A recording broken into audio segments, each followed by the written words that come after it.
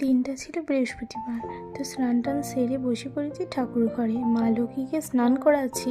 তো আমাদের মা লক্ষ্মীর প্রতিমা হচ্ছে মাটির, তাহলে চান করাতে পারবো না বলে মা লক্ষ্মীর বাহনগুলোকে চান করায়, ভালো করে দুধ দিয়ে, জল দিয়ে, অগরু দিয়ে দিয়ে সিঁদুর পরিয়ে ভালো করে সেবা দিই। আর এইদিকে দেখো ঠাকুরঘর থেকে বেরিয়ে আমি দেখো চুল মুছছি, আর এইদিকে চুল পুরো উঠে গেছে। তো এত গরম, মানে গরমের জন্যে, মাথার খুশকির জন্য এবারে যাচ্ছে তাই ব্যাপার যাকে বলে। আর এইদিকে সন্ধে না হতে হতেই এইদিকে এসেছে মায়ের নাতি ভুজনো অন্নপ্রাশন, ওই জন্য দেখো নিমন্ত্রণ করতে এসেছে ভিক্ষে মা আর ভাই মিলে। আর এইদিকে আমি বানাচ্ছিলাম আজকে একটু পোদো চাল। তো পোদো চাল খেতে আমার বেশ ভালো লাগে। বন্ধুরা, তোমাদের কার কার ভালো লাগে প্লিজ কমেন্ট করে জানিও।